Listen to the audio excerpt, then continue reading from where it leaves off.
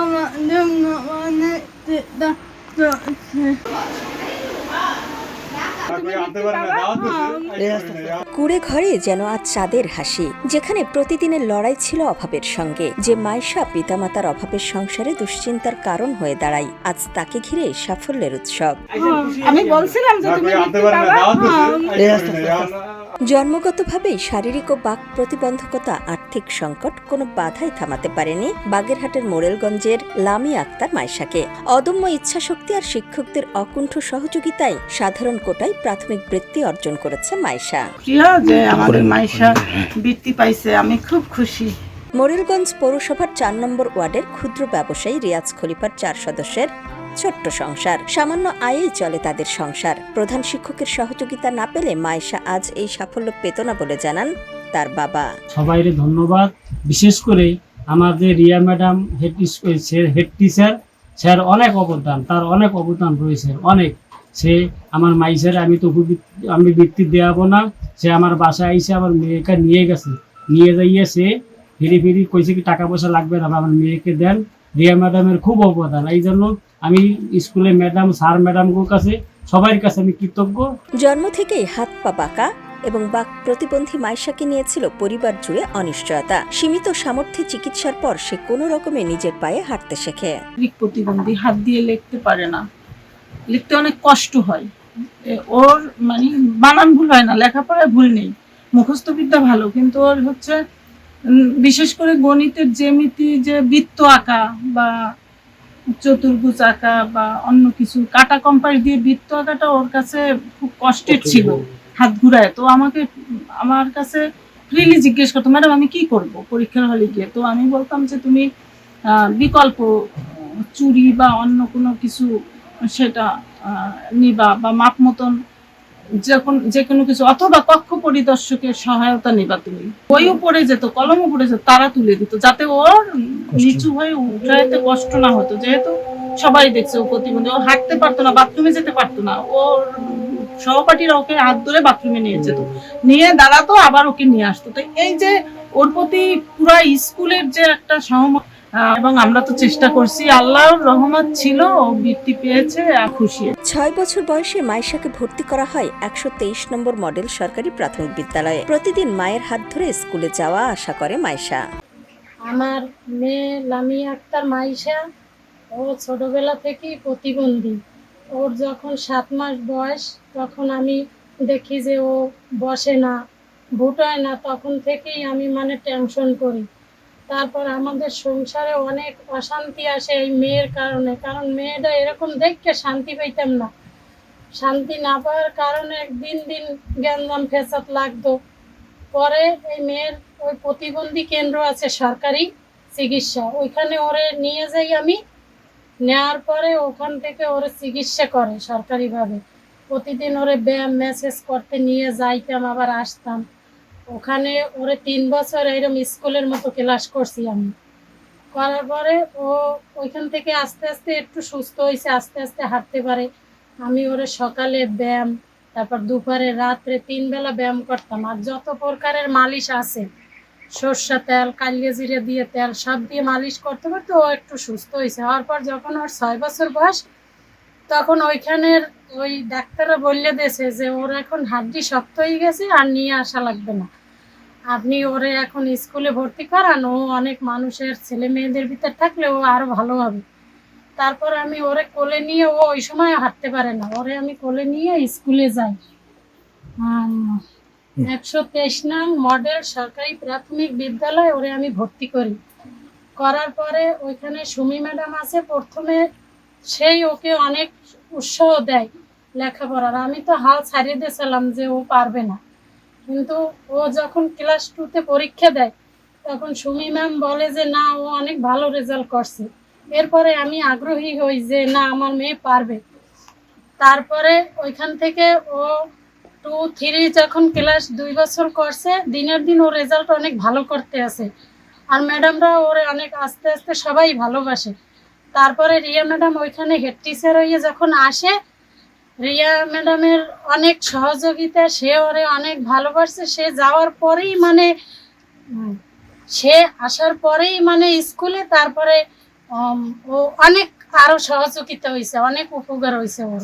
মাইশার মা জানান, তাদের পক্ষে প্রাইভেট পড়িয়ে লেখাপড়া করানো সম্ভব নয়। শুধুমাত্র প্রধান শিক্ষকের অনুপ্রেরণা ও সাহসে বিনা টাকায় কোচিং ও প্রাইভেট পড়ার সুযোগ করিয়ে দেওয়ায় মাইশা আজ বৃত্তি পেয়েছে।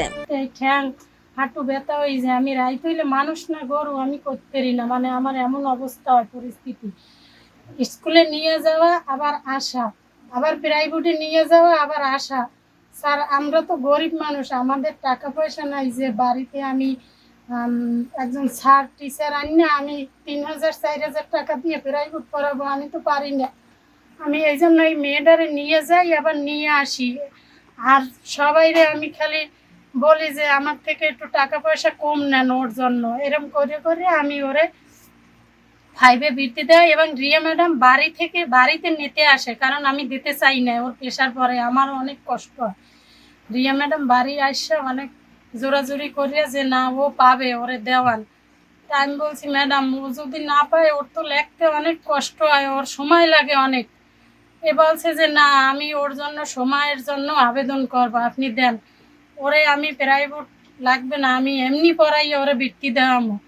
তারপর ওরে নিয়ে সে গেছে, এই জন্য ও 15 দিন হেরদারে মানে পরীক্ষার ডেটটা একটু পিছিয়ে গেছে, 3 মাস, এর আগে তো পড়াইছে। 3 মাস পিছানোর পরে আবার 15 দিন ও পড়িয়া ক্লাস 6-এর পড়া বাদ দিয়া 15 দিন পড়িয়া ও এখন এই বৃত্তি পরীক্ষা দিয়েছে। মার্শাল্লাহ রেজাল্ট ভালো করছে, সাধারণ বৃত্তি পাইছে। ও 10-এর ফুল বৃত্তি পাওয়ার কথা, কিন্তু ওর হাতের লেখাটা একটু খারাপ। আর দ্বিতীয়ত ও লেখতে একটু সময় লাগে, হয়তো এই জন্য পায় নাই। যাক, এজন্য আমি দুঃখ নিই না, আমার মেয়ে তো পাইছে, যাই পাক একটা কিছু। এখন আমার সরকারের কাছে একটাই আবেদন যে আমার মেয়ের জানি বড় হওয়ার পরে লেখাপড়া করে আমি যতদূর সম্ভব আমি নিয়ে যাব, তারপর জানি সরকার ওরে একটা চাকরি দেয়। ও কি করে খাবে? ওরে তো আমি বিয়ে দিতে পারবো না, ওরে কে নেবে? এখন বর্তমানের যে যুগ, ভালো ভালো মেয়েরা তাই কেউ জিগায় না, আর ওর তো সমস্যা হাত পায়। এই জন্য আমার সরকারের কাছে আকুল আবেদন, সরকার জানি ওর দিকে খেয়াল রাখে এবং ওরে জানি একটা ভালো চাকরি দেয়।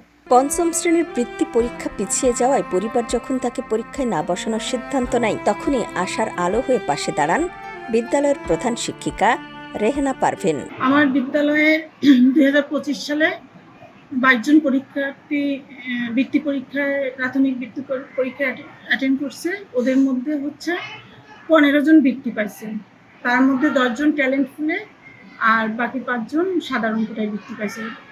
তো এই যে বৃত্তি যারা পেয়েছে তাদের মধ্যে হচ্ছে মাইশা নামের যে মেয়েটা, লামিয়া আক্তার মাইশা, ও প্রতিবন্ধী। অনেকে আপনারা জানেন যে আমি ওকে সেন্টারে নিয়ে যেতাম। ওর বাবা তো ওকে পরীক্ষা দেওয়াতেই চায়নি, ওর মাও পরবর্তীতে চায়নি। যে বৃত্তি পরীক্ষা শুরু হওয়ার কথা ডিসেম্বরে 25-এ, কিন্তু শুরুটা হয়েছে 26 এপ্রিলে। এজন্য তারা আর পরীক্ষা দেওয়াতে চায়নি। আমি তাদেরকে সন্ধ্যার পরে তাদের বাসায় গেছি, তার বাবা মাকে অনেক বোঝানোর পরে তার বাবা এক পর্যায়ে রাজি হয়। আমি বলছি আমি নার্সিং করবো, আমি পড়াবো, আমি তার গাইড করব।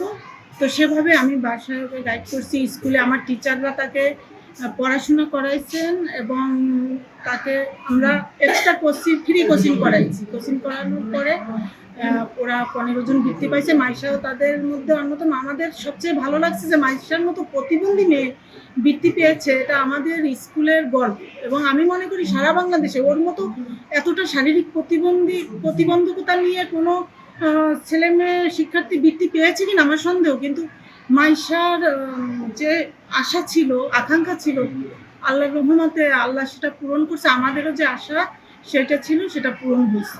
2026 সালে প্রকাশিত ফলাফলে সাধারণ কোটায় বৃত্তি অর্জন করে মাইশা। মাইশার স্বপ্ন লেখাপড়া শেষ করে একটি সরকারি চাকরি করার।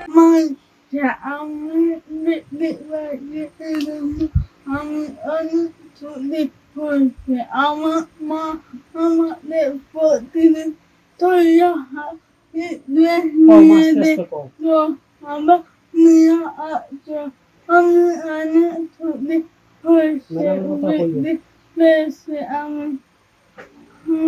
ম্যাডাম মাইশা সম্পর্কে তার ক্লাস টিচার বলেন, অন্যদের ক্লাস টিচার, কিন্তু ওর ভিতরে মানে কোনো ক্ষোভ ছিল না, রাগ ছিল না, নিজের কাজ নিজে ঠিক মতো করে যেত।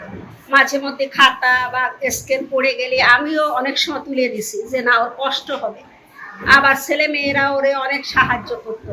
মাইশা মানে যতদিন পারিছে ঠিক মতো স্কুলে আসছে, তো কখনো স্কুল খুব একটা বন্ধ দেয়। আর লেখাপড়ার প্রতি কতটা মনোযোগী ছিল তা তার খাতা না দেখলে বোঝা যাবে না, কারণ মুখে তো কিছু বলতো না, এমনি বোঝা যেত না, বা ওইভাবে বোঝায় মুখেও জড়তা ছিল, মুখে তো অনেক জড়তা ছিল, বোঝা যেত না। বিশেষ করে আমরা তো সবসময় কাছে থাকতে থাকতে কিছুটা কথাবার্তা বুঝতাম। শুধু পরিবার বা বিদ্যালয় নয়, লামিয়ার এই সাফল্য নজর কেড়েছে উপজেলা প্রশাসনেরও। তার স্বপ্ন পূরণে পাশে থাকার আশ্বাস দিয়েছে প্রশাসন। উপজেলা নির্বাহী অফিসার হাবিবুল্লাহ বলেন, 123 নম্বর মডেল সরকারি প্রাথমিক বিদ্যালয় মোরেলগঞ্জ থেকে আমাদের বিশেষ চাহিদা সম্পন্ন একজন শিক্ষার্থী লামিয়া আক্তার মনীষা, সে বৃত্তি পরীক্ষায় অংশগ্রহণ করে এবং বৃত্তি পেয়েছে। তো এই বাচ্চাটার সম্পর্কে আমরা খোঁজখবর নিয়েছি। তার ইচ্ছা সে পড়াশোনা করে ভালো কিছু করবে ভবিষ্যতে। আমাদের তরফ থেকে, উপজেলা প্রশাসনের তরফ থেকে আমাদের প্রচেষ্টা থাকবে তাদেরকে সহযোগিতা করার। একই সাথে আমাদের উপজেলা যে শিক্ষা কমিটি আছে, আমি কমিটিতেও বিষয়টি উপস্থাপন করব যাতে সে তার ইচ্ছা পূরণে, তার প্রত্যাশা পূরণে সক্ষম হয়। জন্মগত প্রতিবন্ধকতা, দারিদ্র্য আর প্রতিকূলতাকে হার মানিয়ে লামিয়া আক্তার মাইশা প্রমাণ করেছে স্বপ্ন দেখার অধিকার সবার। প্রয়োজন শুধু একটি সহায়তার হাত, একটি অনুপ্রেরণা আর নিজের প্রতি অটুট বিশ্বাস। মাইশার এই সাফল্য হয়তো আরও অনেক বিশেষ চাহিদা সম্পন্ন শিশুকে নতুন করে স্বপ্ন দেখতে সাহস যোগাবে। নিউজ ডেস্ক, সোনালী নিউজ।